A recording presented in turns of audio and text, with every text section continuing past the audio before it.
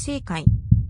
Rebirth of the Malicious Empress of Military Lineage. Chapter 189. Sustaining Injuries. Shin Miao lit a lamp in the night as she wanted to tidy up the books that Shen Kaiyu had sent over during the day. Shen Kaiyu always felt that she likes reading and thinking that she would be marrying off. He had instructed people to search for single publications. Some of these single publications recorded the big events of the previous dynasty, but some were also romance novels. Shin Miao had planned to gift these novels to Lu Tan and Feng Anning and keep those books on previous dynasties, as they would perhaps come to use in the future. Just as she was tidying up, she heard some movement outside her window. She was not accustomed to be waited upon at night, so normally Jings and Guyu would retire early and would not be appearing at this time. She looked towards the window, but there was no one. After thinking for a bit, Shen Miao opened the doors and walked to the courtyard to take a look. She was not afraid that there were bad people, as there was still Kong Yang in this courtyard. If it was someone bad,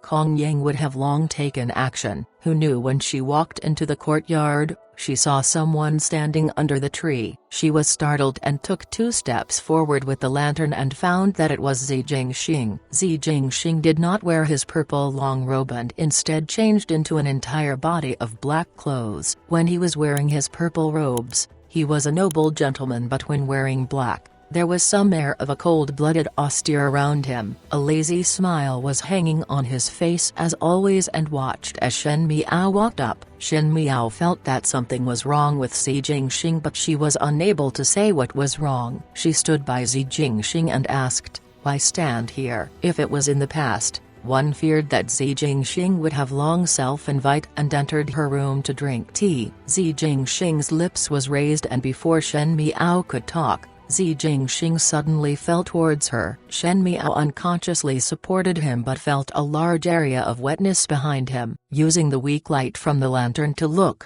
it was shocking to see a large patch of blood. Because winter was too cold, one's sense of smell was not sensitive, and one could only smell the strong stench of blood when Zi Jingxing fell onto her. She called out softly, "Kong Yang." No one around answered. Kong Yang seemed to be absent. Shin Miao was somewhat anxious. Currently, in this kind of moment of anxiety, this Kong Yang disappeared at such a time. She dared not alarm others, as she did not know where did Zi Jingxing came from with a body of wounds. She half supported and half hugged Zi Jingxing to her room and let Zi Jingxing lie on her bed before wanted to invite a doctor over. Just as she was about to leave, Zi Jingxing seemed to wake up for a moment and said, "Don't call anyone." Shin Miao was stunned and squatted down beside him to ask, "What about your injury?" Zi Jingxing struggled to take a bottle of medicine from his clothes, and before Shen Miao could ask, he fainted away. Shin Miao made a decision in that short moment. There was still some hot water in the room that she used to wash her hands at night. She poured the hot water out and found a clean handkerchief to wet it, and after some hesitation, she slowly untied Zi Jingxing's clothes. Under the light, the young man's shadow was well proportioned and slender, seemingly containing strength. Shen Miao unfathomably felt her face was somewhat hot, and she did her best to move quickly. Zi Jingxing's clothes were mostly stained with large patches of blood. Some of the blood had already dried and stuck onto the flesh that, with the cold wind blowing, it had seemed to be integrated with him. Every time Shen Miao touches it, Zi Jingxing would slightly frown, as if he felt uncomfortable, unconscious. For the lack of a better option, she could only look for a silver scissor and heat it up with a fire before carefully cut his clothes apart. It was not that Shen Miao had never seen a man's body before. Taking Fu Ming for example, she had seen it many times, but it was different from facing Zi Jingxing's. Currently, in order to protect Zi Jingxing, she did not call Jings or Guyu at all, and it was somewhat awkward to hold on to Zi Jingxing's clothes by herself. But quickly the awkwardness on her face dissipated, and what replaced was serious expression. There were many knife wounds on Zi Jingxing's body, and these wounds were not too deep, but there were numerous cross cuts. Even though they were not fatal, but Shen Miao let that with these many wounds, just by bleeding, one's blood would be drained off. She dared not be careless and immediately used her handkerchief that was wet with hot water to clean the blood traces around before sprinkling the medicine powder onto the wound. After unable to find clean cloth, Shen Miao could only use a chest-binding cloth that she newly made to wrap his wounds. Shen Miao had never bandaged others before but had seen Shen Kaiyu's soldiers doing it like this, so she followed suit. Even thought it was a bit ugly. The bleeding was stopped. She then took out a few pills from the cupboard for supplementing vital energy. That was bought by Lu Tan for her, saying that when a female's period comes, her vital energy would make one not look good, and by eating this, one's vital energy would be better. Even though Zi Jingxing did not have a period but he had bleed a lot, so this should be supplemented. Shen Miao smashed the pill up and used hot water to dissolve it before feeding it to Zi Jingxing. After finishing everything up, the night was so deep that domesticated animals were not making any noises. Zi Jingxing was lying on the bed with 3 layers of binding cloth wrapped around him, making it look weird no matter how one looked. Shen Miao pursed her lips and planned to turn Zi Jingxing over and also check if there are any other wounds on his body. Zi Jingxing's top was wet but his pants were dry, so Shen Miao only suspected that his waist, abdomen and back was injured. When she flipped Zi Jingxing, she accidentally touched Zi Jingxing's tight and Shen Miao seemed to be burned by fire. Just as she was about to retract her hand, she suddenly felt that something was not right. The skin under her hand was hard and not like the skin that was not injured before but felt like it was a thick layer of scarring. Her heart moved and she untied Zi Jingxing's trousers but saw that there was a terrible scar deep in Zi Jingxing's belly. Compared to those crisscross wounds from earlier, this was very different. Even though there was many wounds today, they were not deep and thus was not fatal. The scar in front was winding and twisted and very dark in color as it was an old injury. But even after so long, the scarring was so deep, it was enough to show that when he was injured, the wound was so deep that one could see the bone. It was shocking at sight. When Zi Jingxing was in Mingqi, one did not heard that he had suffered any injuries. Could it be that he sustained these injuries in Great Liang? Shen Miao was suspicious but she discovered that there were other wounds and all the big and small wounds were so deep that the bone could be seen. Even though the wounds were healed, it made others' heart uncomfortable. How did Zi Jingxing live with so many life and death situations? She did not realize that she had touched Zi Jingxing's legs and still wanted to continue feeling. The person on the bed groaned and grabbed her wrist. Shen Miao's face started burning up till it was red as she thought that Zi Jingxing was awake and misunderstood that she was taking advantage of him. She unconsciously looked at Zi Jingxing but saw that Zi Jingxing's lips were closed tightly and his brows were clenched but his eyes were not opened, seemingly not awake. Shen Miao breathed a sigh of relief. Even though she had many questions on those scars, she dared not carry on feeling. Zi Jingxing's clothes were all torn by her and Shen Miao could only use a larger piece of cloak for Zi Jingxing to wear and wrapped him tightly. Fearing that Zi Jingxing would have a fever before his wounds were healed at night, she moved a stood over and sat in front of the bed. One did not know when she fell asleep like that. The morning light was slightly dim and the rooster began to cry. When Shen Miao woke up, she had discovered that she was sleeping on the bed and was covered in a thick blanket. She clearly remembered that she was sitting in front of the bed watching over Zi Jingxing but did not expect to fall asleep halfway. Most likely she was too tired that she was not even aware of being moved by others. Her next unconscious move was to turn around and get up. Seeing that the room was empty and there was no sight of Zi Jingxing, she was in a daze before hearing a laughter behind her. "Looking for me?" Zi Jingxing wore a large middle coat over. One did not know where did he found a middle clothes and he just finished washing up as there was a bead of water that flowed down from his chin to his clothes. Shen Miao was looking at him in astonishment. Zi Jingxing was so injured that he was almost unconscious but now it seemed to be full of energy that one was unable to see the critical situation he was in yesterday night. She asked, "Is your body alright?" Zi Jingxing smiled. "Of course." Shen Miao nodded her head. Indeed, the pill to supplement vital energy is effective. Older Biao's sister did not deceive me. Pill to supplement vital energy. Zi Jingxing frowned. What is that? It is to supplement vital energy and blood for females. Shin Miao said without any change of expression. During a female's period, one pill is taken and one's body would not feel that weak. Yesterday night I saw that you had shed a lot of blood and thought that there would be a lack of blood and fed you 3 pills. She smiled gently and looked at Zi Jingxing. For you to recover this quickly, it seems that it is all credited to it. The smile on Zi Jingxing's lips froze. When Shen Miao saw him in shock, her heart could not help but laughed. However, she was unable to smile because Zi Jingxing had seizurely said, "Oh, in that case then consider touching me last night as reciprocation." Seeing Shen Miao startled, Zi Jingxing smiled had become ambiguous. Yesterday night someone was touching till somewhere. Shen Miao's expression changed from green to white and back from white to green as she said angrily, "You were awake, unable to speak but one is still conscious." Zi Jingxing walked to the front of the table and sat down. After grooming, he felt that it was more like his residence and even poured a cup of hot tea for himself before looking at Shen Miao with a smile. Shen Miao hesitated for a bit before asking as she stood still, "What is with the injuries? What exactly happened yesterday?" "Doing some things for you." Zi Jingxing said it casually, "It is better not to go to the residence of Prince Ding the next time." He stretched lazily. Fu Ziyi really has a lot of different patterns that even I cannot swallow it down. "You went to the residence of Prince Dong?" Shen Miao's eyes widened. "You went to the underground prison of the residence of Prince Ding?" Zi Jingxing's gaze flashed. "Your knowledge of the residence of Prince Ding is not at all little and even know that there is an underground prison."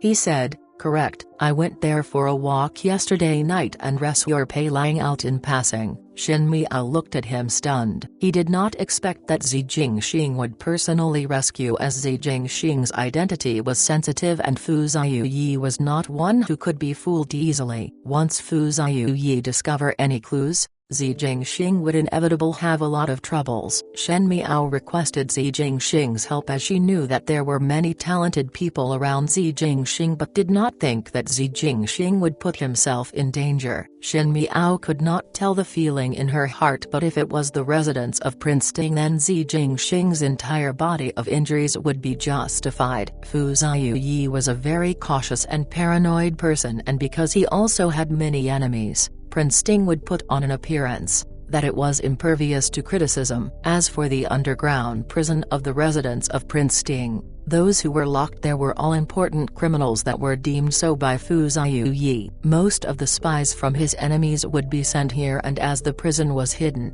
that place held a lot of secrets of the residence of Prince Ding. It could be said that Fu Ziyi had spent a lot of effort to protect the underground prison, which exceeds that of the residence of Prince Ding. Under such circumstances, Zi Jingxing went to infiltrate the underground prison himself and even rescued someone. It was already difficult to stay alive. Seeing Shen Miao in a daze, Zi Jingxing turned his head to the side and looked at him suspiciously before asking, "Why you did not ask if your gentleman Pei is alive or dead?" Shen Miao recovered to his senses. "Is he still alive?" "Alive and kicking."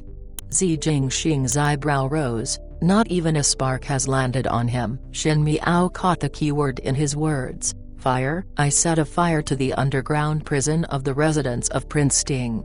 Zi Jingxing said, "Roots are eliminated when weeds are destroyed." Shen Miao sucked in a mouthful of cold air. If the underground prison of the residence of Prince Ding was burned down, then Fu Ziyi would definitely chase and kill the arsonist. The people who were locked in the underground prison had secrets that Fu Ziyi wanted to know, but the fire that Zi Jingxing set off will hid those secrets from Fu Ziyi forever. How would Fu Ziyi let Zi Jingxing off easily when his loss was this great? At such a time, Shen Miao could not help but admire Zi Jingxing. She had thought that her guts were great, but that was due to the memories she had of the previous lifetime that made her dare to do such things. But Zi Jingxing always did whatever he wanted. Even if he penetrated into heavens, he would also find that the heavens was not secure. Shen Miao was silent for a while before asking, He is now in the residence of Prince Ruai, Zi Jingxing said. Zhao Yang is treating him. She felt somewhat strange upon hearing it. Zhao Yang was treating Pei Lang, so why did Zi Jingxing not let Zhao Yang treat him and instead came to her courtyard with injuries? Could it be that Zi Jingxing, though that her medical skills were higher than that of Zhao Yang? However, she had questions on hand that she wanted to clarify. She looked at Zi Jingxing for a while and Zi Jingxing smiled.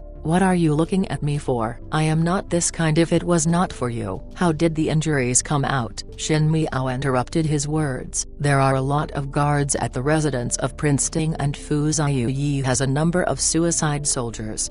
It was rare that Zi Jingxing would explain it to her. It is not convenient to have too many people and only one person can enter. Not this. After Shen Miao was silent for a moment, she asked. Your old wounds looked very deep. Are those injuries sustained in Great Liang? Zi Jingxing was startled and did not speak. One did not hear any information in Mingqi that your life is in danger. Shen Miao said, it looked like it was an injury that was sustained last year. How did it came about? Care about me? Zi Jingxing looked at him with a smile, but not a smile. Small matters, not worth mentioning. I want to know. Shen Miao's eyes hang down. Be it preparation for Great Liang. You cannot just let me go there unprepared and face a completely strange place and people. This reason was very reasonable and high-sounding, but Shen Miao knew that the reason of why she wanted to know where these wounds were sustained had no relation to that, other than the hatred she had in her past life. Zi Jingxing deeply understood her, but at Shen Miao's end, there were a lot of areas where she did not understand Zi Jingxing. In the past she feared to know because the more secrets she knew about a dangerous person like Zi Jingxing, the more dangerous it would be for her. Now she took the initiative to know more about Zi Jingxing. Zi Jingxing looked at the tea in front of him and smiled. Injuries sustained from Northern Zhang. Shen Miao suddenly looked up. Zi Jingxing said blandly, there are imperial families people in the Zi family army. In the beginning to Northern Zhang, because of changes to the plan, I had to restore my Great Liang identity in advance. However, it is also true that there was an ambush in the Zi family army. The people of Northern Zhang and the imperial family had coordinate outside and inside offensive and set up a conspiracy, and it was originally targeted at Ziding. However, because I had requested commander, it was changed to me. That day I had some precaution up but did not expect that the trusted confidant of Marquis Zi were the emperor's people, and he schemed against me. Even though Great Liang's Moyan army came to rescue secretly, I was seriously injured. Imperial older brother used the ruse with another. Actually, I was taken back to Great Liang for recovery and could only get out of bed after half a year of rehabilitation.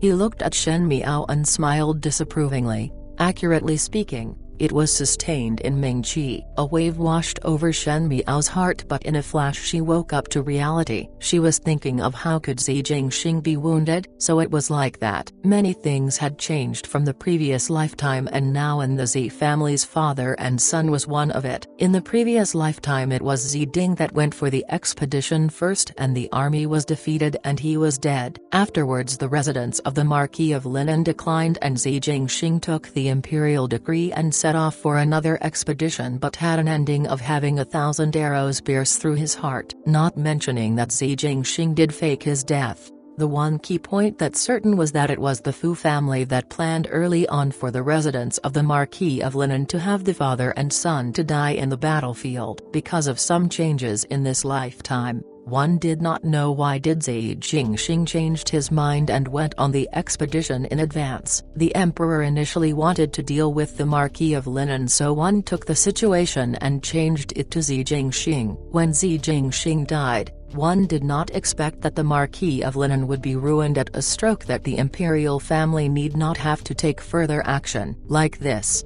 it would be aligned to the sentence there is no nurturing but only expungement from Mingqi to me that Zi Jingxing said to Su Mingfeng. Mingqi indeed expunged Zi Jingxing. The Marquis of Linan after all had made great contributions to Mingqi, but the bow was cast aside when the birds were gone. Once an official had performed great meritorious services, The emperor could not wait to suppress them, even though Shen Miao had long knew about it. The imperial family was definitely related to the decline of the residence of the Marquis of Linan in the past lifetime, but it was different to hear it personally from Xi Jingxing. If even Xi Ding's confidant was a spy of the imperial family, then each move in the residence of Linan would be seen by Emperor Wenhu. As Xi Jingxing was not close to Xi Ding when young, perhaps at the beginning he knew that the imperial family people never left the residence of the Marquis of Linan, even though he was unable to confirm who the spy was. Perhaps there were people of Emperor Wenhu that was managing Madame Feng, Xi Changzhou, but currently Xi Changzhou and Xi Changwu were both dead, making Madame Feng almost collapse, and since there were no successor to the residence of Marquis of Linan, Emperor Wenhu would no longer have any thoughts of touching the residence of Marquis of Linan. Shen Miao looked at Xi Jingxing again, but her heart was congratulating the new lease of life. The life Xi Jingxing had in Mingqi was indeed not as great as Su Mingfeng had imagined. Perhaps at the beginning when Great Liang sent Xi Jingxing over, they valued the residence of the Marquis of Linan's status, and thinking of Princess Yu Qing's sudden death, the Marquis of Linan would dote on this son even more. However, one did not think that there were hidden dangers in this seemingly splendid Marquis residence. Xi Jingxing, living in the residence of the Marquis of Linan, might not be happier than living in an ordinary family. On the contrary, one feared that from his youth, he had already been forced to accept a life that many adults could hardly adapt to. Fighting, scheming, mutual deception, hypocritical show of affection from the imperial family, and the murderous intention hidden in the bliss. If in the northern Jiang's battlefield, Great Liang did not come to rescue, or if there were delay in timing, the current Xi Jingxing would really become a cup of earth. Xi Jingxing saw Shen Miao's expression, and even though she tried to keep calm, there were some waves in her breathing. His lips hooked to a smile and his hand reached across the table and stroked her head. "What are you scared of?" Upon reaching Great Liang, "With me around, who would dare to touch you?" There is also an imperial family in Great Liang. Shen Miao had felt that things were not that simple. Xi Jingxing disapproved. "I am also the imperial family." He retrieved his hand back and said unperturbed, "Other than imperial older brother, you do not need to fear anyone. Even if you see imperial older brother and angered him, just tell me and I will be able to ensure your safety. Great Liang is my territory. Whoever dared to bully you is going against with everything under heavens."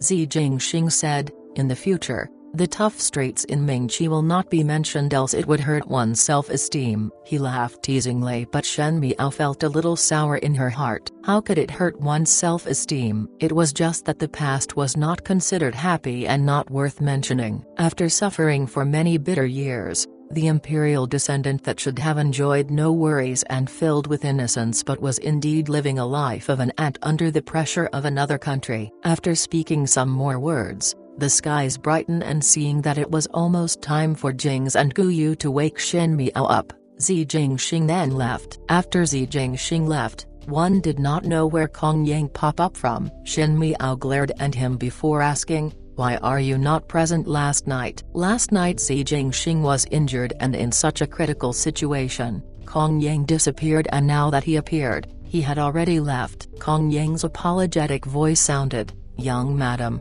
it was unfortunate that there was a task yesterday and the subordinate thought that one would be back quickly, but who knew that there were some delays in the middle." Upon returning, it was already morning of the second day. His expression was of annoyance but sincere as he asked, "Does the young madam have anything to instruct?" "Nothing."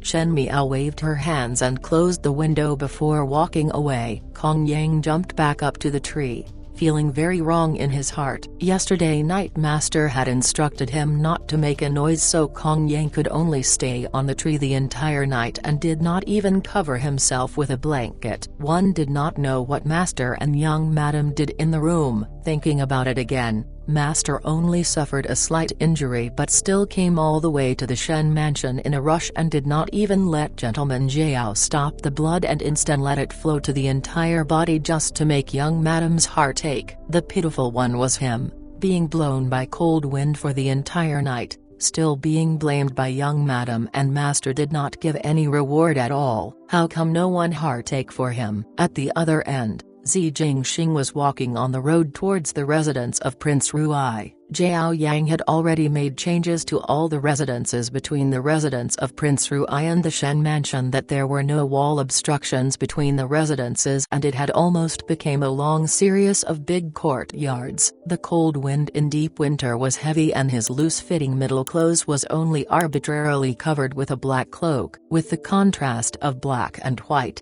it made his face look paler. He did not wear a mask, but his expression was not as relaxed as it usually was. The beautiful and always arched Peach Blossom's eyes were rather cold and heavy, and there was a trace of indifference. He after all lied to Shen Miao. Among those vertical and horizontal wounds, other than those from Northern Zhang, there were some from Great Liang. The wound from Northern Zhang was of course given by Zi Ding's most trusted vice-general in the thousands of Zi family army. That one wound was so deep that one could see the bone, and afterwards when he was recuperating in Great Liang for half a year, it was said that he almost unable to pass this hurdle. At the end it was Zhao Yang who did his utmost to save him from the hands of the king of the netherworld. Zhao Yang had said that if that wound was just higher by a li, 1 li equals 1 centimeter, or if he was sent a moment later to Zhao Yang, one would not be able to save his life at all. Other than Zhao Yang,